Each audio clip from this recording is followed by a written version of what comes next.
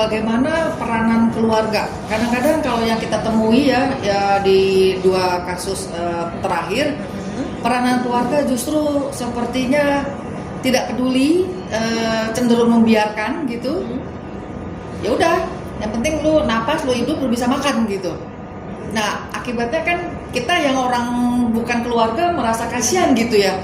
Kita aja orang luar mempunyai kepedulian, tapi ada keluarga yang mempunyai sikap seperti itu gitu. Nah itu kayak gimana sih sebetulnya dunia orang-orang pasien seperti itu sih, Mbak? Ya, jadi memang untuk penanganan, perawatan, pendampingan para pasien atau klien dengan masalah kesehatan jiwa, kita pun juga belajar dari pengalaman ya selama ini. Waktu itu membuktikan bahwa di zaman dahulu kala itu orang seringkali tidak tahu.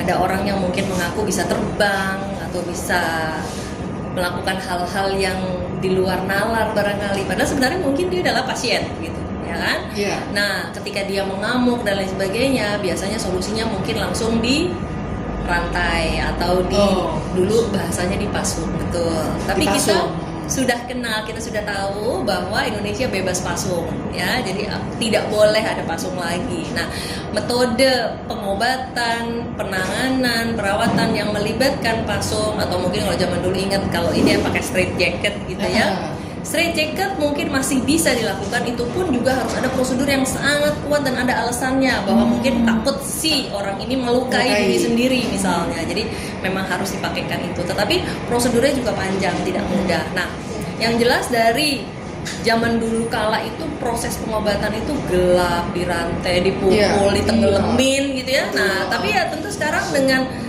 kemanusiaan itu kan tentu berubah dan bergeser, di mana tentu pelibatan antara fisik, mental, sosial ini menjadi lebih kuat. Nah, keluarga sangat penting. Sangat penting, ya, keluarga sangat penting. Jadi sekali lagi kalau berkaca dari yang dulu itu orang mungkin bisa cuman di kerangkeng, dipasung dan lain sebagainya. Nah, sekarang itu pelan-pelan berubah dan keluarga meningkat perannya untuk ikut membantu, karena memang biasanya keluarga pun juga menjadi significant person ya, pasti orang-orang yang signifikan di dalam hidup yang memang lebih tahu orangnya, dan itu alasannya mengapa lebih baik dirawat di rumah, bukan hanya di setor di rumah sakit jiwa. Jadi justru modelnya adalah dirawat di rumah gitu. Jadi kalau sekali-sekali pergi ke dokter gitu ya untuk dirawat. Jadi keluarga itu penting sekali. Nah, memang ini adalah pergeseran dari metode perawatan yang justru terbukti malah lebih baik gitu. Nah, problematiknya masih ada beberapa keluarga yang ternyata masih terjebak di dalam stigma yang lama. Stigma di mana ya udah kayak gini ya, nggak usah orang dengan masalah kesehatan jiwa, ibu-ibu yang anaknya nakal aja langsung dibawa ke psikolog, udah suruh benerin aja. Kita jadi kayak tukang benerin radio gitu ya, anaknya dilempar ke psikolog jadi kayak suruh radio dibenerin, padahal harusnya tidak demikian begitu. Jadi persoalan ini adalah masalah edukasi masyarakat, masalah keluarga yang mungkin masih terjebak di dalam stigma lama, masyarakat yang juga masih belum paham. Nah, ini akhirnya menjadi tugas kita untuk melakukan edukasi, sosialisasi bahwa penting loh peran keluarga itu gitu. Jadi kalau memang ada keluarga yang kelihatannya menolak, itu juga mungkin kita harus lihat menolaknya alasannya apa. Mungkin kadang-kadang misalnya ternyata yang keluarga yang ada juga mungkin sampun sepuh gitu kan, jadi memang nggak sanggup, nggak mampu gitu. Nah, itu tentu harus dibantu. Nah, dalam hal ini mohon izin negara harus hadir tentu saja ya kan.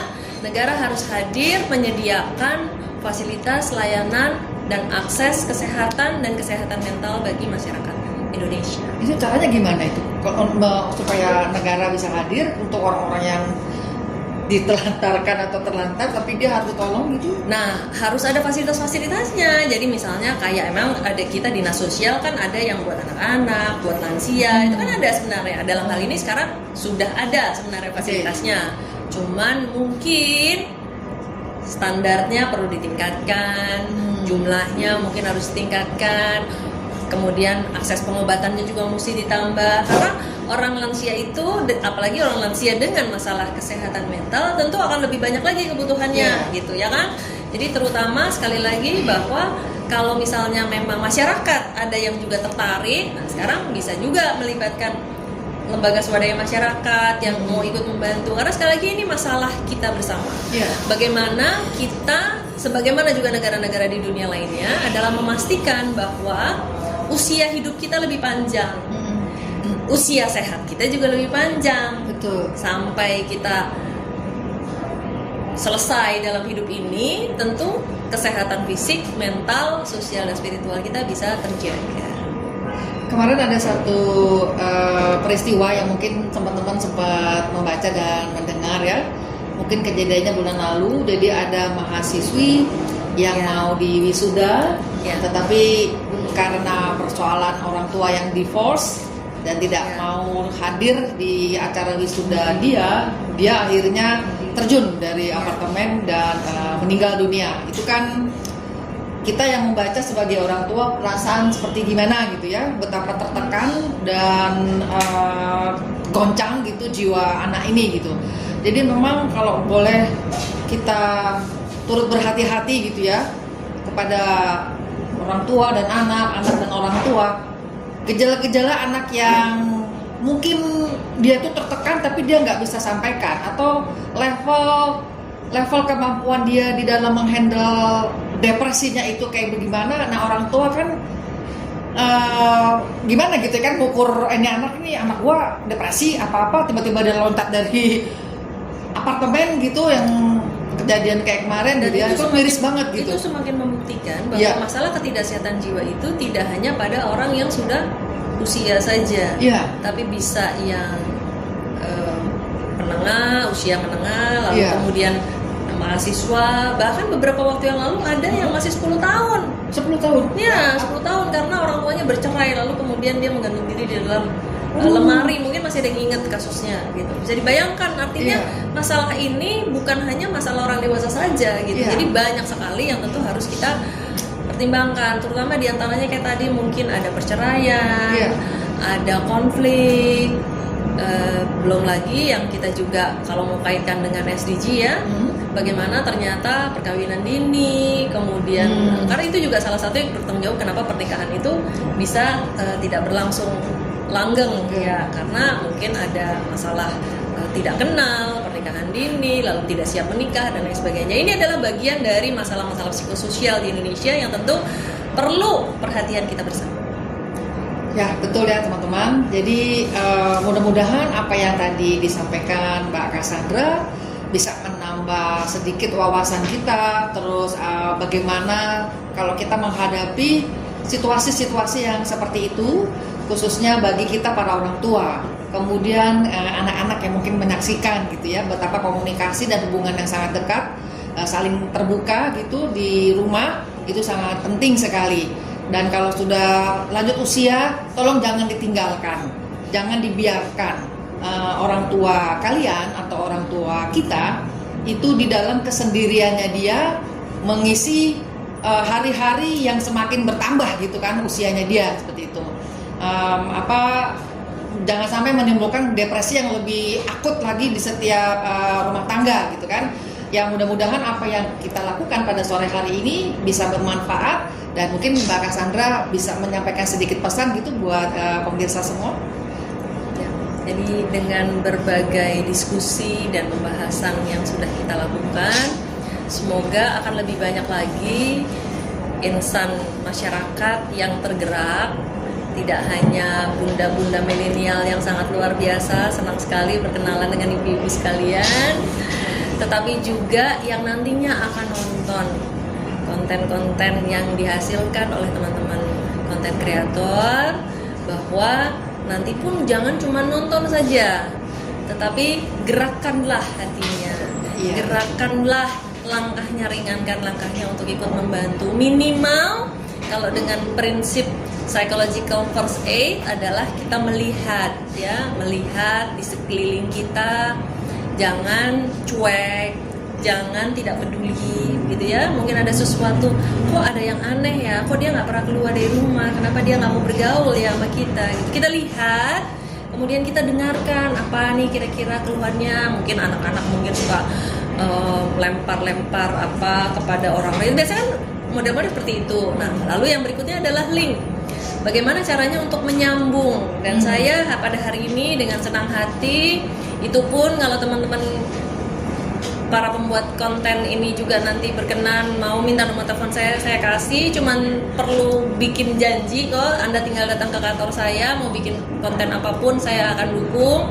Kalau bosan dengan wajah saya, mau teman-teman psikolog klinis yang lain di seluruh Indonesia juga boleh, silahkan gitu ya. Mungkin ada yang saya mau yang dari universitas misalnya, nanti tinggal kita buatkan janji saja. Tapi yang jelas mengatasi masalah ini adalah tanggung jawab kita bersama, ya kan?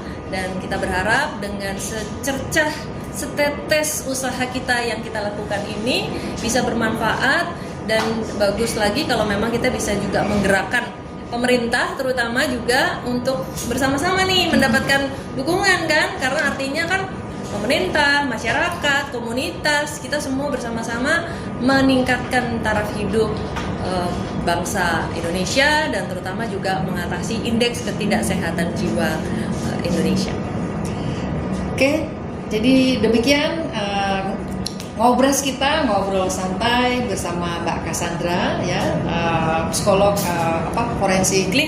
klinis forensik. Dengar pendapat, sharing ilmu, sharing pengalaman juga. Beliau yang sudah lebih dari 27 tahun mengabdi 30 mengabdi di bidang profesinya dia gitu ya, luar biasa. Saya sangat salut sekali. Dia pintar nyanyi, orangnya energik banget. Saya kenal Mbak Cassandra dari 2011 sebetulnya. Kita satu angkatan dulu. Begitu teman-teman, para sahabat peduli semua, kemudian pemirsa dan netizen yang mempunyai hati yang luas untuk peduli kepada sesama dan kepada teman-teman Bunda milenial yang semuanya serba tangguh, mau diminta tolong untuk apa saja siap turun di lapangan tanpa pamrih. Kita fokus untuk sosial dan kemanusiaan. Kita akan jumpa lagi di kisah-kisah berikutnya, dan mudah-mudahan tetap memantau dan mengawal semua channel yang menayangkan tentang kepedulian dan aksi sosial dari Bunda milenial, dari konten kreator peduli, ataupun dari banyak para konten kreator yang sedang giat melakukan aksi sosial, anak-anak muda yang luar biasa ya. Bunda sangat salut sekali. Apapun yang kalian lakukan, yang penting adalah kita menolong sesama tanpa melihat latar belakang, tanpa melihat apa agama dia, apa rasnya dia, karena di dalam kemanusiaan itu semua sama di mata Tuhan. Seperti itu ya teman-teman ya. Sampai di sini saja. Nanti kita akan berfoto bersama dulu ya. Setelah itu kita ngabuburit untuk diskusi yang lebih ringan. Boleh nanti teman-teman atau apa yang mau langsung kepada Mbak Cassandra. Demikian semuanya sahabat peduli. Terima kasih semua. Tuhan memberkati. Assalamualaikum warahmatullahi wabarakatuh.